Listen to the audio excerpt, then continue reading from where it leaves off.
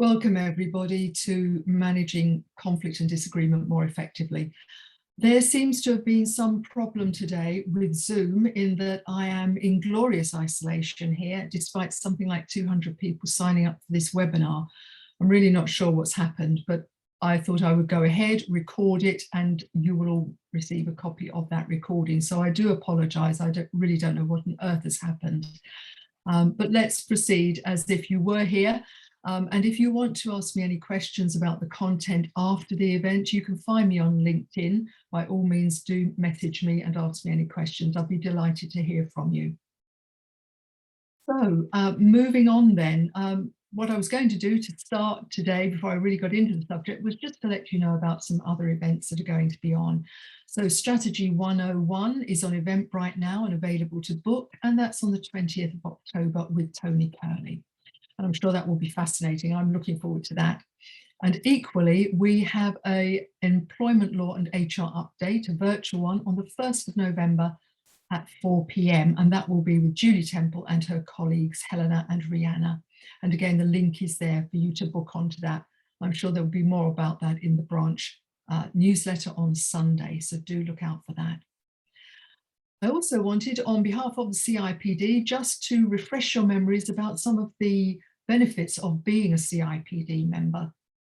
I've been a member for about 30 years now, and it's never been better in terms of the package and the benefits you have for your membership fee.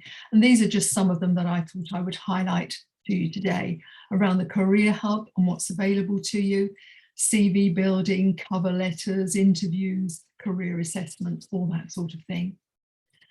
Equally, career support, there's a webinar series that is available for you to pick up from the website, and career web pages. So do have a look at those if you are thinking it's time to look up for a new role, either in your current employer or with somebody new, of course.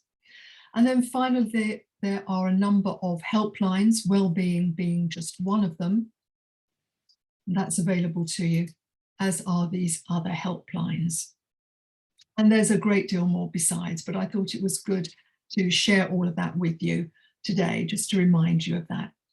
So moving on then, conflict management and disagreements, because sometimes using the phrase conflict can be off-putting to some people. It sounds so dramatic. Very often when we're talking about problems in countries around the world, we talk about the conflicts there in Afghanistan, Iraq, for example, and we think, oh golly, that doesn't quite apply to the sort of issues that I face day to day at work. So I'm using conflict in that gentler sense of the word around disagreements, arguments, difficulties that we may face with other people at work, and which we wish we were better at handling, more adept at handling. So let's have a look today. There are three key things that I want to achieve with you today. Think about how we deal with conflict and difficult situations where we're directly involved and how we behave ourselves. The link between influence, being influential, and being able to manage disagreements and arguments more effectively. And then how we can build alliances for support for new initiatives to avoid potential conflicts arising, laying the groundwork more easily for ourselves. So those are the key things that I'm going to go through with you today.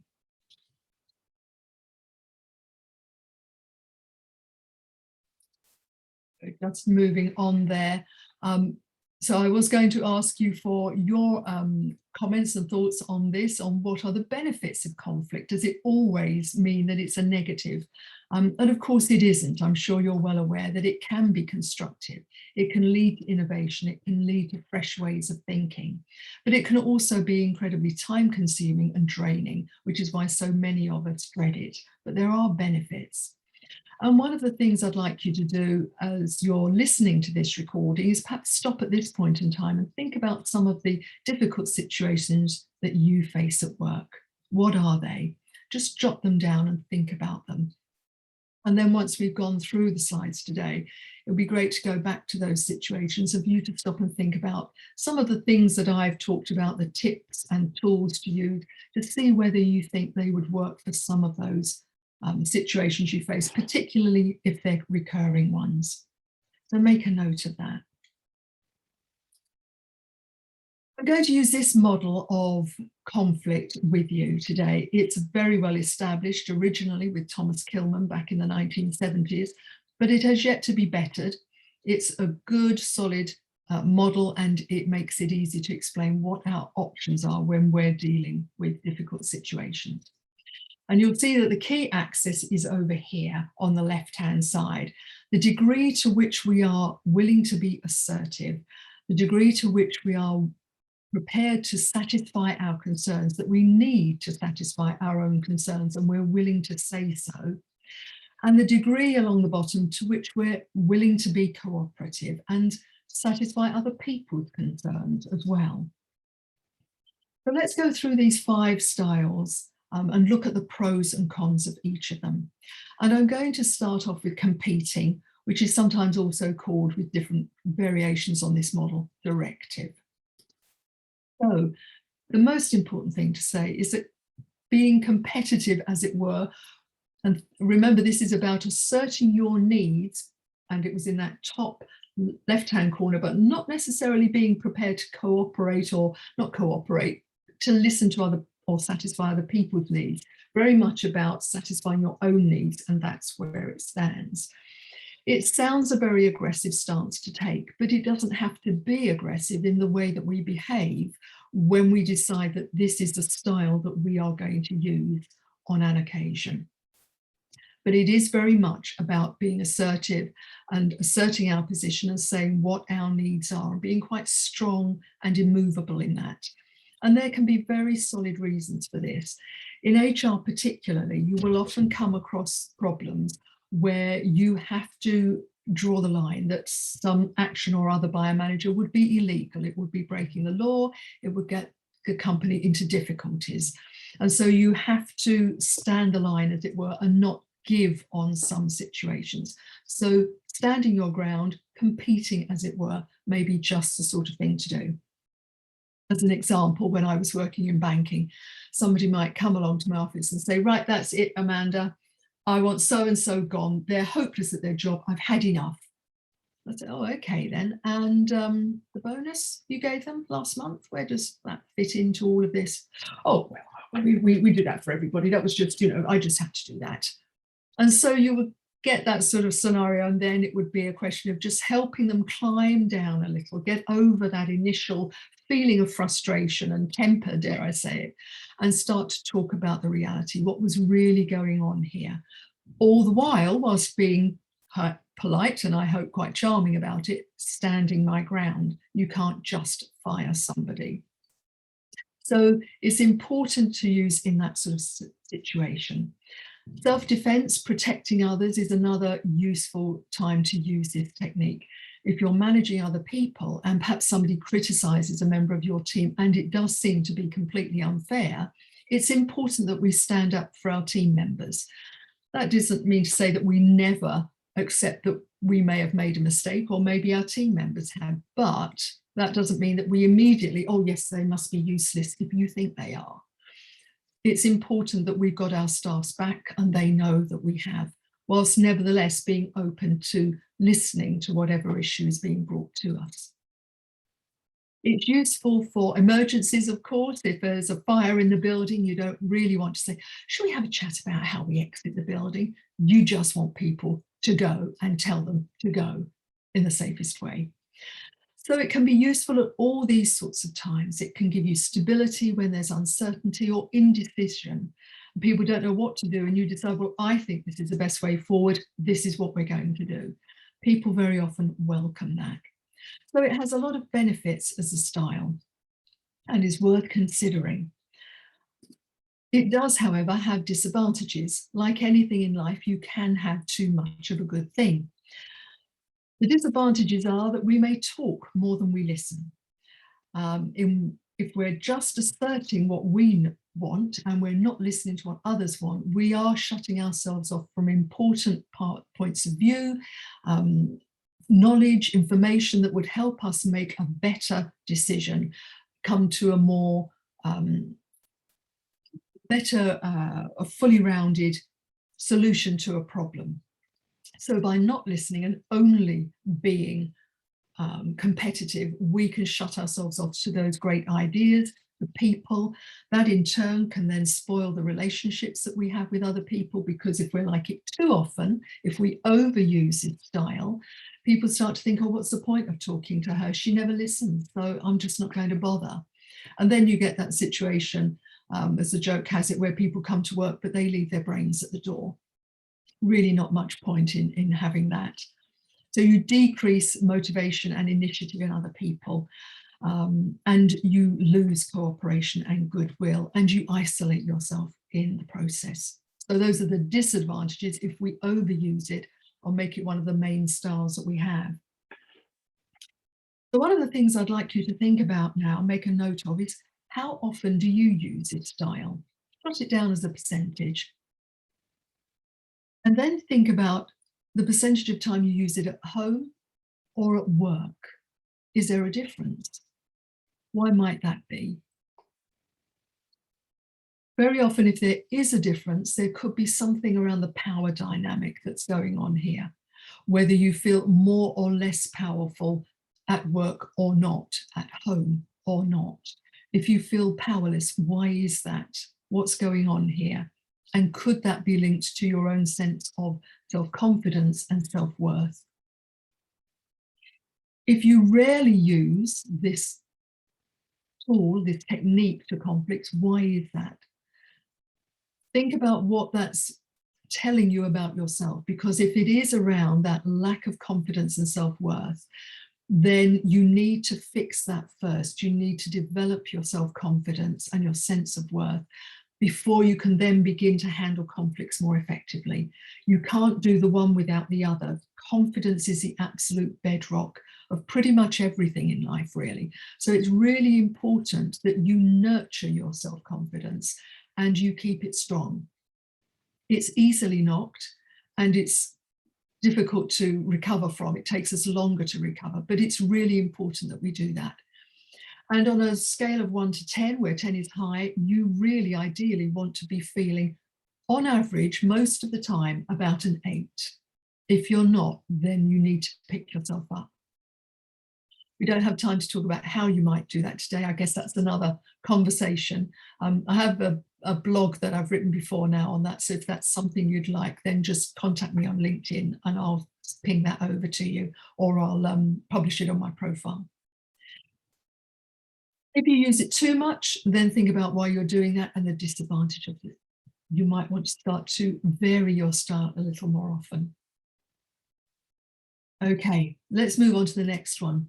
So this next style is collaborate. So this was both, it was in the top right-hand corner. It was high in being assertive, in stating your needs, but also high in listening to other people's needs and wanting to know more about their situation.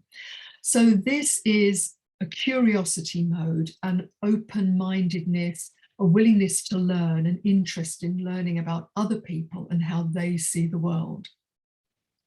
With that mindset, collaboration is easy. And collaboration is the name of the game these days, isn't it? It's what everybody wants us to be doing. It's what employers really value and they talk about a lot. Do we collaborate? Are we collaborative? It leads to much higher quality decisions, particularly when you have complex problems. This is a style that's best used for complexity because you need to unpick it to get those optimal decisions and solutions to problems. You learn a lot from it, you improve communication, you improve relationships, and people will buy into the resolution that you find together. So it's much more likely that the solution will be successful. So there's a lot of upside to this. However,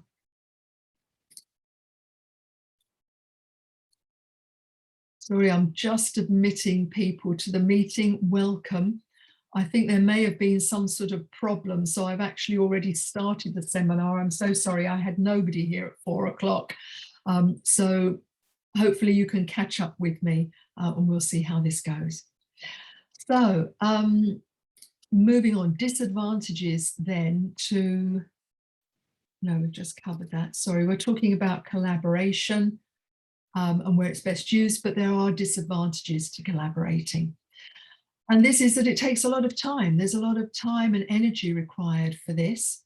And if you overuse it, you may get to the point where you are ineffective in your role because actually you don't have time for other things. So you need to think carefully about, is a situation complex enough that it requires this level of energy and input from a wide range, potentially wide range of people in order to find an optimal solution. It can be psychologically quite demanding. It requires an openness to new ideas, to being challenged on things that you believe in, to perhaps hear some home truths which are difficult. So you might feel quite challenged by this in terms of you're both giving and receiving information, and sometimes that might be uncomfortable, but you will learn a lot in the process. If you work through and come to a solution and it's a sensitive issue and it doesn't work, people may feel very disappointed. They may feel let down by the process when they invested so much. But again, I would argue in a complex situation, it's worth that risk. And it may be that you open yourself up to potentially being exploited. There may be a vulnerability risk here. So you may be very open about your situation, about the problems that you see, some of the things that you've tried, some of the things that have failed, thinking that in collaboration, those people will respond in kind, but then they don't, and they rather use that openness against you. So there's a potential danger there with collaborating. But overall, it's a very powerful tool when it's used well. So some of the things for you to think about: how often do you use it? Make a note of that for yourself. If you use it a lot, is there a danger that you use it because you are either unhappy making decisions by yourself? There's a little bit of indecisiveness in there. So you're almost using it as support, as it were, when perhaps the situation isn't that complex, and really, given your expertise, your position in the company, you really could have come to a decision much more quickly and easily yourself by just stating, this is what we're going to do, arguably compete mode.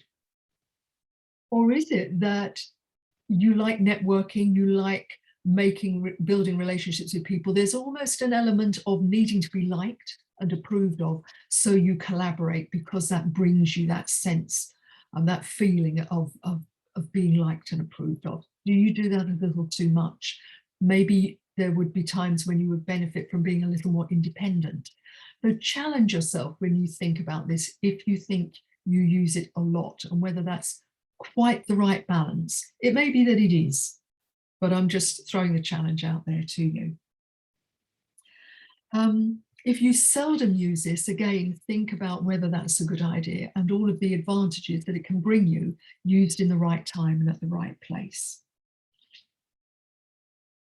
Okay, let's move on now. Compromising. So this was the square that was in the middle of our model. So you are asserting what your needs are to some extent. You're listening to what other people's needs are to some extent, but not fully. So this is, as you might suggest, a well-known word. It's a kind of a midpoint, potentially a bit of a sticking plaster. It will do for now. It's pragmatic, quick and efficient, fair, and it does maintain relationship.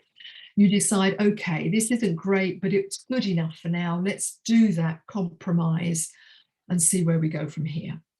And because of that, it can actually be a great tool to use if you use it knowingly as a stopgap, but you equally carve out some time, perhaps in 3 or 6 months' time, let's say, when you're going to get together with those same people and perhaps others too, and you're going to go into collaboration mode at that stage, because you've all got the time and the energy to do that. But for some reason right now you can't do it, so this is a good enough. So it's a great technique from that point of view. Of course, if you compromise too much, then of course you don't get the benefits of collaboration. In particular, you never fully air those issues and explore the problem fully, so you don't necessarily come up with an optimal solution that would actually stand the test of time. Let me just let one more. No, I think we've got everybody here. Sorry, I thought there was somebody else joining the meeting. So there are some disadvantages if it's your main tool that you use most of the time when you come up with arguments and disagreements, and therefore the fact that things are never fully resolved is a problem. Okay, so less innovative, suboptimal solutions, potentially superficial understandings. These can be some of the difficulties of compromising too often. But it is a useful tool, and I would recommend it. So particularly useful for lack of time, as I've said. And again, think about for yourself, how often do you use this tool and is it working for you? Okay. For those people who've just joined the meeting, apologies, I don't know what happened at the beginning at 4 o'clock, but I've started recording the session because I didn't want to lose time and I must leave at 5 today. So you will get a recording of this so that you can catch up with the discussion. Okay, let's carry on. So another technique then, now this was at the bottom left-hand corner of our model. So this is when we're not meeting our own needs and we're not meeting anybody else's needs. We are just avoiding the situation. And sometimes that can be a good thing. So it can reduce stress, for example. Perhaps the outlaws are coming for dinner and you suddenly remember you really need to walk the dog. It can be something that's useful for you. It can save time. Now, this is important at work, particularly if it's an issue that actually you don't really need to be pulled into. Sometimes at work, people will have a tendency to want to pull us into things to support them, and that may or may not be appropriate. That may or may not be a good use of our time. And there's also that other old saying about beware of people who make bullets for others to fire. You may find, if you never avoid, that you get pulled into things that you really shouldn't. So sometimes avoiding is sensible. And sometimes it can give you time. So it may be that you have a situation where I can't deal with this right now. I am so busy. I'm sorry, but I will speak to you next week, I promise. So you avoid them, as it were, but you tell them that's what you're doing. You're honest about it, but you're making a commitment to deal with the issue at a time when you sensibly can. So avoiding can be a benefit, but of course, it can also be a disadvantage. If we do this too much of the time, if we withdraw from other people, if we seem unapproachable, people come to bring us problems that really we should be helping them with, but we just don't seem to want to deal with it, either because we ignore them or we say, oh, thank you, leave that there, I'll get around to it, and we never do, then they frustrate. We frustrate those colleagues and our relationships start to break down and we will be seen in a poor light. So there can be resentment of our evasiveness, declining working relationships. We may miss deadlines because people can't get their work completed. There can be delays, frustration build up, and very poor communication. So it has a lot of disadvantages, but occasionally it can be the right thing to use. So again, think about how often do you think you avoid conflict because it's just too awkward and you don't want to deal with it and you don't know what to say and it's all going to get emotional and whatever. Whatever the reasons are, just think about if you're using it, why are you using it? Do you use it too often? And potentially, as I was mentioned with competing, we might avoid things, particularly if our confidence levels are low, because we are afraid of handling the situation. We are afraid of the emotions that might be unleashed by that conversation. So think about how often you use it, and if you use it quite a lot, why that might be. Because again, dealing with that underlying reason will be the first step towards being more effective with dealing with conflict in the future. Sometimes it's great because you want to let sleeping dogs lie, but other times it's not. Sometimes it's because we're indecisive. Again, that would be the thing to tackle first, becoming more decisive, learning how to make good decisions, and then tackling the rest of the options you have around dealing with conflict more effectively.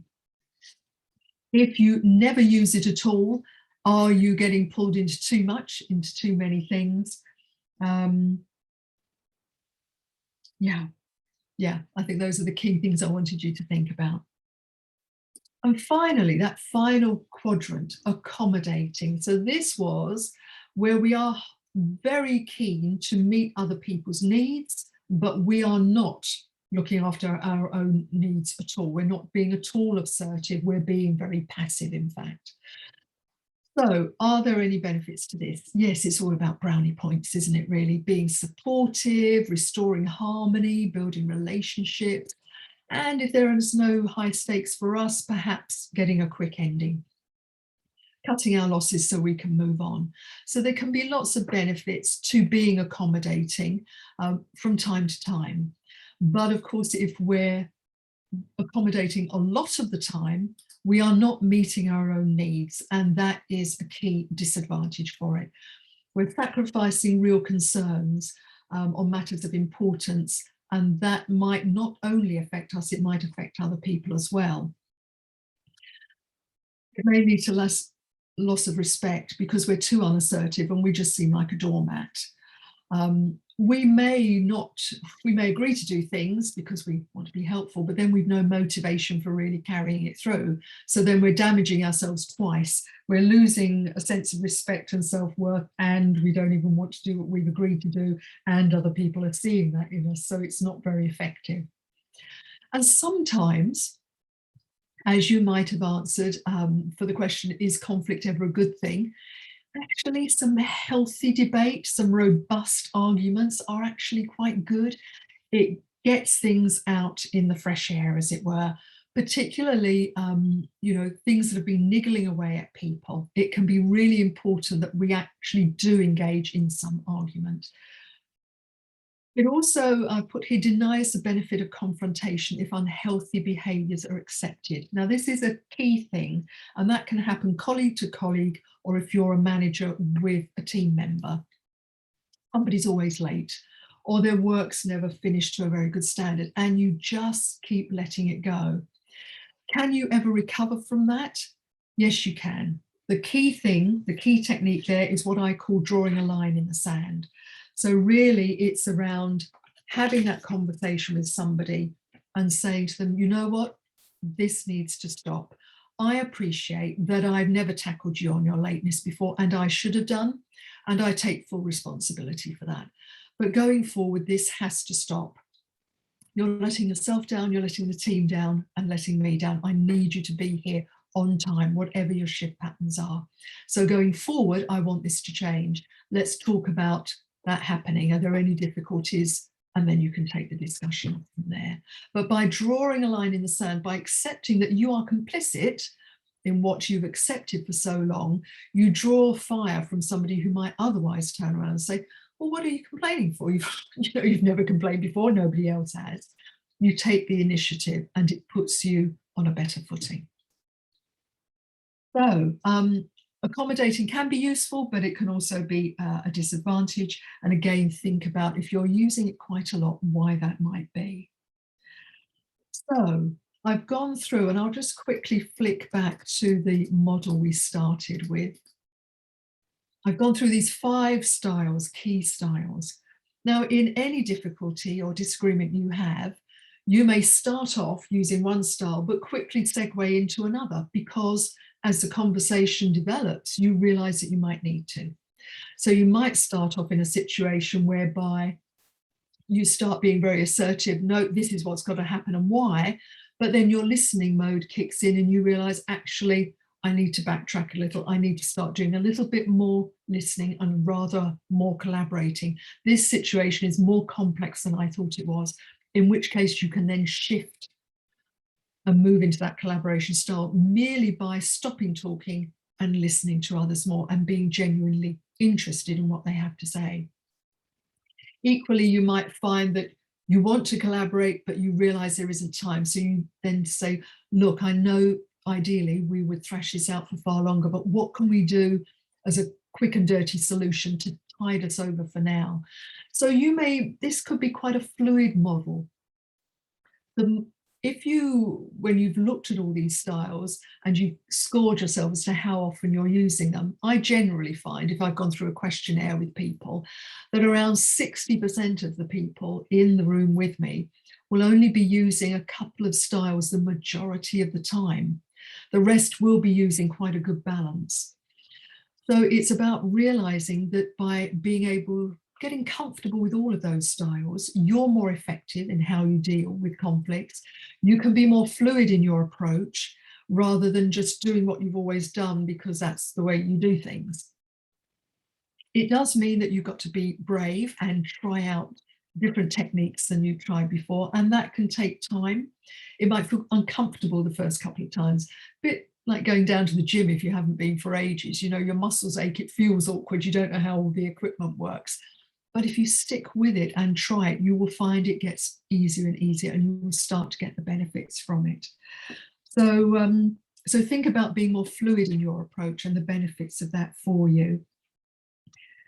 If there are issues around either using these new techniques, or you've realized looking at this and actually maybe your confidence isn't actually where it needs to be, or you're not as decisive as you need to be, something like that, and you need help dealing with those foundations first, think about talking to a really good friend that you trust, your partner, perhaps a coach or a mentor that you have at work, somebody who is dispassionate about the situation, can be more helpful for you. With webinars like this, you can put forward tools and techniques, and it all sounds so easy. But of course, when you're in the moment, and particularly if you don't enjoy arguments at all, then it can feel very awkward indeed. And these sorts of tools maybe feel a little bit too glib. But you do need, that's because you're caught up in the emotion of it, and you do need to separate yourself from that and think about what the approach could be that you could take or should have taken. I should also add at this point that sometimes when we look at models like this and we think about our approach to conflict and difficulties and arguments, we start to realize that a lot of that is rooted in the conditioning we've had from quite an early age. You may be from a large family, rumbustious, where everybody has lots of debate and you have to shout to be heard, and you're really comfortable with all of this.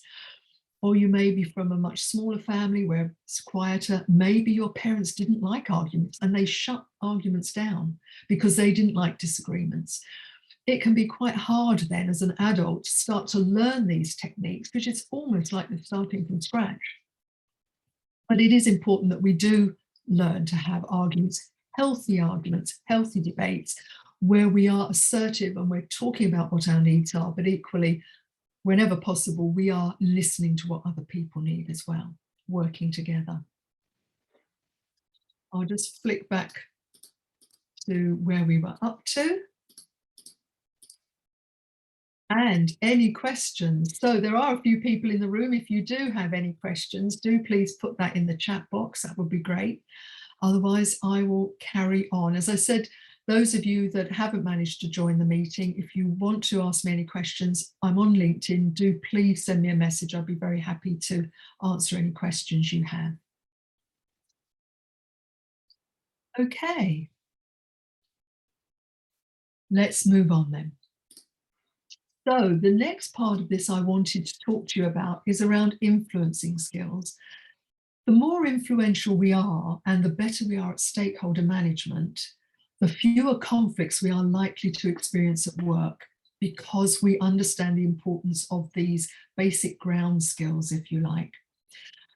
So I've just done a quick sort of brain dump, as it were, of key things to think about as an HR professional for you to look through and think, to what extent does that apply to me? To what extent am I using this or understanding it?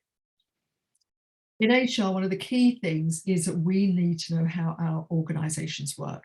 How does our organization, particularly if it has, well, it's a business, you have to make a profit. How do you make money? And equally, how do you lose it?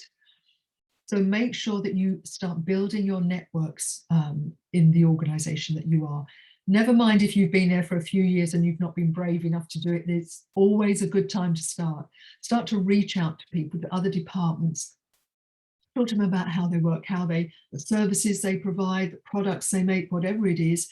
Spend some time with them, get to know what they do, get some time with the managers about the difficulties from an HR perspective that they face. See it, walk the walk, as it were. See things at the shop floor level. You will build connections, you will build your understanding, and you will start to gain the reputation as somebody who is interested in the business and wants to help, wants to be a business partner. Whatever your official title is, you have a business brain and you are interested in business and how it works. And that's equally true if you're in the non-profit sector as well. It's still very important that you know where how money's used, how it can be saved, how it can be lost, as it were. Be curious, ask a lot of questions, brush up your listening skills, ask other people, how good am I as a listener, actually? Because sometimes we think we're a lot better than we are. So it's good to get some feedback. Ask for feedback around your performance, but be specific about what it is, rather than just say, how do you think I'm doing? That's such an open question. Where do we even start with that? Much better to say, how do you think I handled that meeting? Do you think I had the right style and approach? Did I come across well? Was I convincing with my arguments? That sort of thing. Building relationships with a wide range of people across the organisation I've touched on. Know who your stakeholders are and engage with them regularly. Okay, that's going to make life a lot easier for you. Keep your professional experience up, keep the self-confidence high, and start to talk about what your successes are, but find a way to do this that feels comfortable for you. So when you get that great question, oh, hi, how's it going? Rather than just saying fine, well, I haven't learned very much from that, have I? Say, oh, I've had a great week, I've just managed to, and tell them what it is. Think of it as a headline in a newspaper. You are just lobbing out a little headline there. Now, if they're interested, they'll ask you more. If they don't ask you about it, you've at least lobbed out the headline. And once you've done that a number of times, people will get to know what it is you do all day, as the children's book says. They start to realize the value that you're adding. It doesn't have to be big things, it could be small things. Recruiting for a difficult position, oh, I finally managed to make an offer on something, I was so pleased, working with such and such was really great fun. How's your week been? Always remember to reciprocate and ask others, how are they? But utilize those little opportunities when people say, how are you? How's it going? Rather than just a fine or okay, tell them just that little bit more. If they want the rest of the story under the headline, they can ask you, can't they? Otherwise, you can just leave it where it is. But it's a way of talking about yourself, which isn't boastful. So really ask yourself, how influential am I? And actually, what could I be doing to make sure that I'm more influential? And the key thing here is that then when you want to bring new initiatives forward in HR, you've got a network of people that you can start to talk to. So for example, I was going to introduce a new appraisal system when I was working at a company. And as is often the case, appraisals, lots of managers hated them. Do we have to do them? There were lots of moans and so on. And we had a pretty awful system. Having found one I thought would suit us, I then made sure that the company came in and gave a demo pitch to managers across the organisation that might use it. And in particular, I asked all of the people I knew would be the most critical, that hated appraisals and thought we should just get rid of them altogether. Because in doing that, I was drawing their fire. If people are going to be critical, they're going to be critical anyway. You may as well find out early on what their criticisms are and take them on board. And in doing so, I could hear what they liked and disliked about this system. I got the system tweaked, and then when we launched it, it landed really well. There was the buy-in for it because people were talking about it. They could see the changes we'd made. They felt part of the solution. And it was the easiest implementation of the system I think I've ever been through. So rather than avoid the awkward squad because, oh, I know what they're going to say and I just don't need it, take the flak, let them open fire. Because unless you're employing idiots in your organizations, and I doubt that's the case, their criticisms may be uncomfortable at times, but it will be real. And you may as well hear it early on. So you've got a way of using that. okay? Using it in a positive way. So think about your influencing skills, because it will help you, it will help reduce the conflicts you come up against at work and therefore make life easier for you. Stakeholder management, very much a part of that. Thinking about who your key stakeholders are, who will support your initiatives or undermine them if they're not on board. And this is particularly important if you're going to take a pretty major piece of work to a management committee, a board meeting, wherever that might be. You want to make sure before you do it that you've been round and all of your stakeholders, you know who's for you, rooting for you, and equally who isn't. And how are you going to handle those people that are not in favour of your proposal? You need to go into that meeting fully prepared. Unless you have a majority of people that are supporting you, don't take the paper to that meeting. You still have work to do. In this way, you are containing potential conflict because you're dealing with things early on, you're laying the groundwork, making sure that you have won people over, that you've understood their needs and, you know, either met them or help them realize why they can't be met in this particular instance, but your initiative should still go ahead.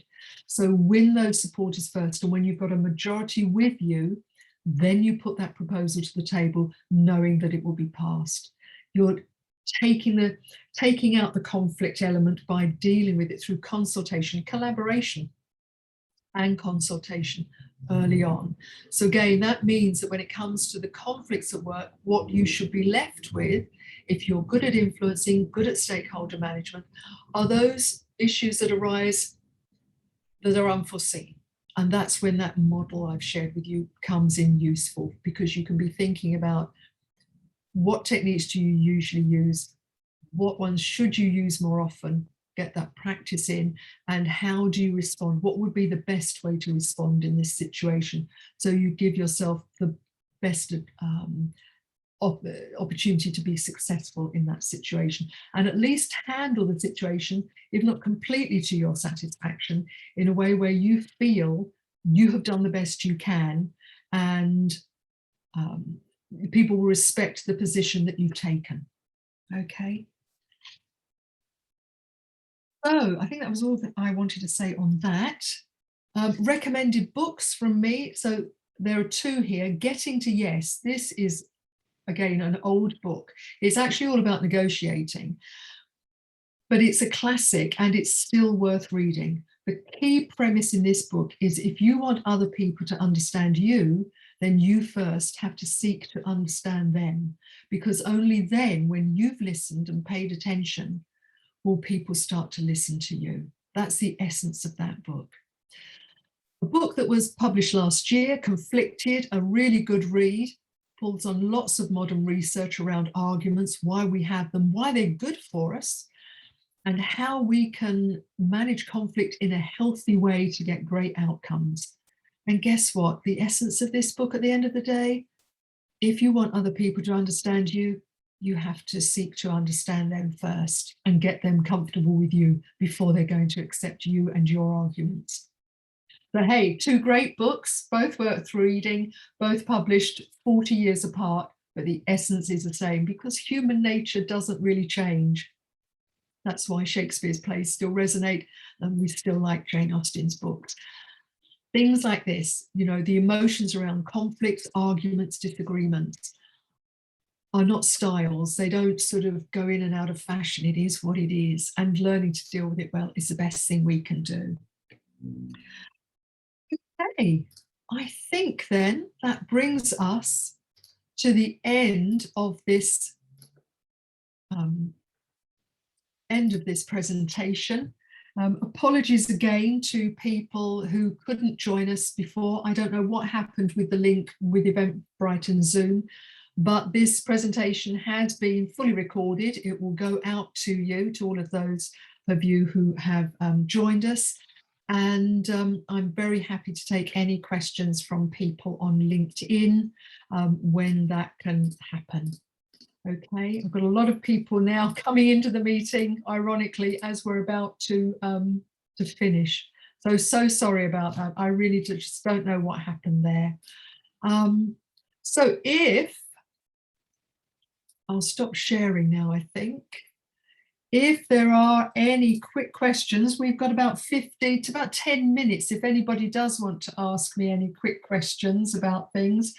But otherwise, I think the best thing is to pick up the recording when you can after today.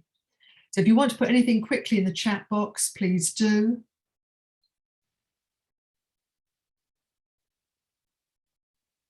No?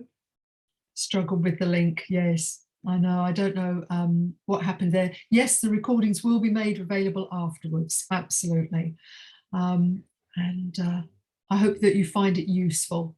And as I said before, I'm on LinkedIn, so if you want to send me any messages or ask me any questions, that's absolutely fine. I don't mind at all. Just apologies again for the whole thing. But thank you for those who did join me. That was great. I was really here at 4 o'clock thinking, gosh, I'm the only person in this meeting and about 200 people signed up for it. Something's clearly gone wrong. So there you go. It's been great doing the webinar. Shame that you couldn't be actually live with me, but I've enjoyed recording it for you. I hope you find it useful and wish you all the very best. Okay, thank you very much, everybody. Have a good evening.